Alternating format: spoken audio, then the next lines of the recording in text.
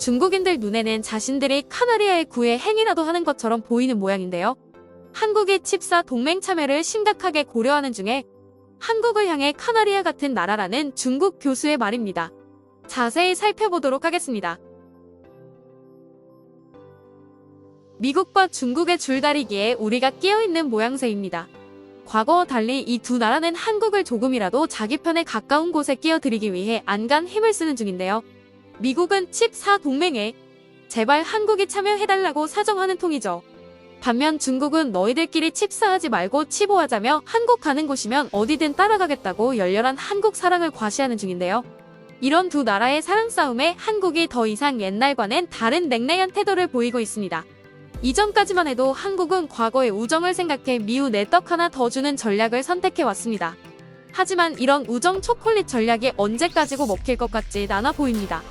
일이 커지고 있거든요. 미국은 손에 물 한 방울 안 묻게 해주겠다며 한국을 꼬시는 중인 한편 중국은 너나 없으면 아무것도 못하잖아 라며 평소 버릇대로 술 먹고 깽판 치는 중입니다. 술 취해서 옆집 대만인의 집 잘못 찾아간 건 덤이네요.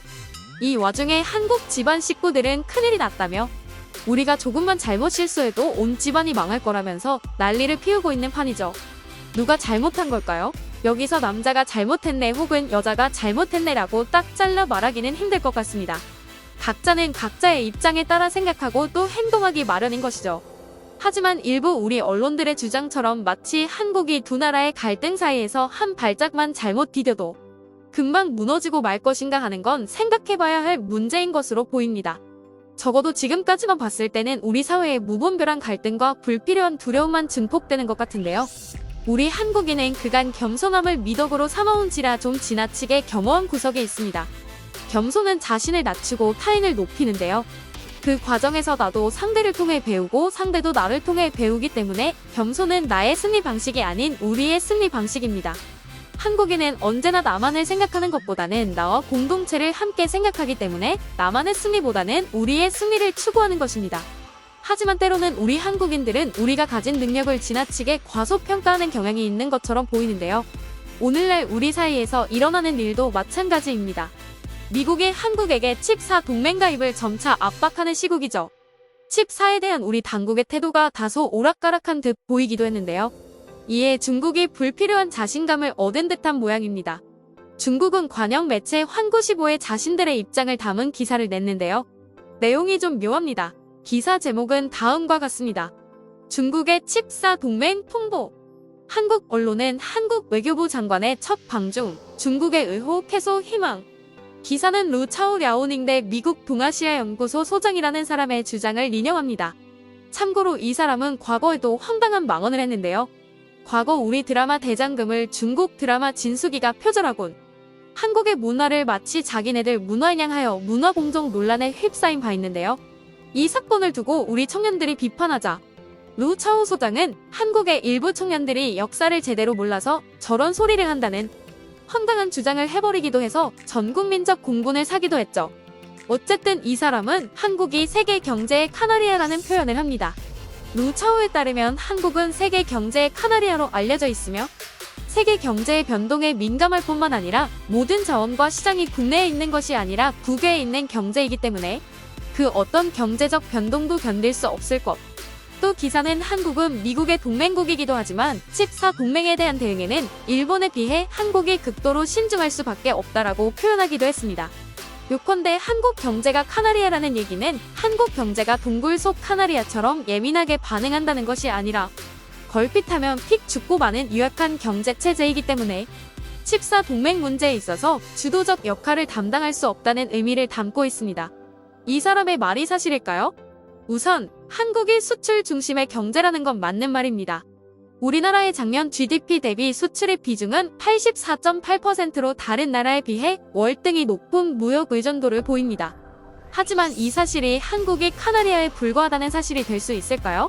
답은 아니요입니다. 그 이유는 첫째로 한국이 동맹에 가입하든 안 하든 중국으로선 한국을 경제적으로 제재할 수 있는 수단이 전무한 게 현실입니다. 핸드폰, 자동차, 화장품 등 세계에서 가장 우수한 우리 상품들은 중국에서 팔지 않아 세계 시장 대비 중국 시장의 점유율이 대단히 낮은데요. 그 이유는 아직까지 하늘령을 완전히 철회하지 않았기 때문입니다. 당시 쓸 수 있는 대부분의 카드를 이미 다 써버린 셈이죠. 그런데 뭘로 보복할 건가요? 그래서 중국인들 사이에선 수입을 차단하는 게 아니라 반대로 한국에 수출하는 원자재 공급을 끊을 거란 얘기가 나옵니다. 어째 어디서 많이 들어본 소리 같은데요? 바로 일본이죠. 한국을 화이트리스트에서 퇴출시키고 일부 품목 원자재 공급을 끄는 일본이었는데요. 그 결말이 어떻게 됐는지는 너무나 잘 아시는 여러분들이시죠. 또 하나가 있습니다. 중국이 한국을 제재하면 그래서 한국 반도체 안 살 건가요? 이제 반도체를 향해 산업의 쌀이라고 부르는 것도 이제는 구식 표현이 돼버렸습니다. 이제 반도체는 원유에 비유되는 시대입니다. 현대 산업 사회에서 반도체는 컴퓨터, 스마트폰, 카메라, 디스플레이, 전기차 등등 안 들어가는 곳이 없습니다. 반도체 수요는 날이 갈수록 상승하지만 그 공급자는 몇몇 국가로 한정되어 있죠. 한국은 이런 글로벌 반도체 패권 국가 중에서도 단연 선두를 달리고 있습니다. 반면 중국의 반도체 산업은 지속적으로 삐걱대고 있죠. 그런데 중국, 한국 제재할 거면 이런 반도체 안 살 건가요? 요즘 중국이 한국을 향해 묘한 자신감에 차 있는 것 같은데 여기엔 우리들의 책임도 있는 것 같습니다. 우리 한국인은 우리가 가진 능력치에 비해 너무나도 겸손한 민족입니다. 때로는 이것이 지나칠 때가 있는데요. 이웃 국가들이 단기적인 이익에만 혈안이 되어서 외교 관계를 구축하는 한편 우리 한국은 언제나 외국과의 장기적인 관계를 염두에 두고 외교를 해왔습니다. 그래서 외국 수상들이 이상한 헛소리를 해도 그러려니 하고 넘어가곤 했죠. 하지만 이 같은 우리의 겸허한 태도가 외국에겐 종종 다르게 비춰지나 봅니다. 마치 자신들이 강하고 잘나서 한국이 알아서 고개를 숙인다는 괴상한 착각을 해버리는 것인데요. 특히 조용히 있다가도 근거 없는 자신감이 생겨 깽판을 놓아버리곤 하는 중국이 더욱 그렇습니다. 중국이 카나리안이 뭐니 하면서 한국을 얕보는 태도를 취하지만 실은 한국을 마음대로 할 수 없다는 사실을 알고 있습니다. 중국이 유화적인 태도로 금세 태세 전환을 해버린 것도 바로 그 이유죠. 중국이 한국을 제재할 수 없는 이유는 조금만 자료조사를 해봐도 모두 알 수 있는 내용입니다.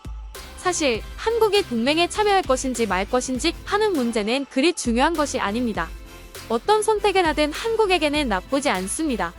결국 키는 한국이 쥐고 있는 셈이니까요. 미중뿐만 아니라 세계가 한국에 주목하고 있는 시점입니다. 한국은 언제든지 대체 시장을 찾을 수 있습니다. 현 시점에선 한국이 칩4 동맹에 참여할 것으로 보이지만 최종적으로 한국이 어떤 선택을 하든 그런 건 부차적인 문제이죠. 물론 여전히 더 나은 선택과 그렇지 못한 선택은 있겠죠. 하지만 설사 이 시점에 보다 못한 옵션을 택한다 한들 일부 언론이 주장하는 것처럼 한국이 망하거나 혹은 한국 반도체 시장에서 완전히 주저앉는 그런 일은 벌어지지 않을 것입니다. 한국은 그렇게 쉽게 무너지는 나라가 아닙니다. 70년 전 전쟁 직후 한국에는 잿더미와 기아 그리고 전쟁의 공포만 있었죠. 외신들은 이 나라엔 미래가 없다고 기사를 썼습니다. 외신뿐만 아니라 누구라도 그렇게 생각했습니다. 하지만 70년이 지난 지금 그 나라는 K-팝, K-드라마, K-푸드, K-방산 등등 각양각색 사업의 글로벌 리더로서 세계를 이끌고 있습니다. 지금보다 훨씬 더 악조건에서 우리 선배 세대들이 피와 땀으로 대한민국을 일궈낸 것이죠. 정말로 한국이 카나리아처럼 작은 시련에도 쉽게 무너지는 존재였다면 한국은 진작에 무너졌어야 하는 나라입니다. 애초에 모든 게 무너졌던 바로 그 시점에 일어나지도 못했겠죠. 대한민국이 여기까지 올 수 있었던 비결은 딴 데 있지 않습니다. 그저 각자가 자신의 자리에서 조금 더 버티고 조금 더 견뎠을 뿐입니다.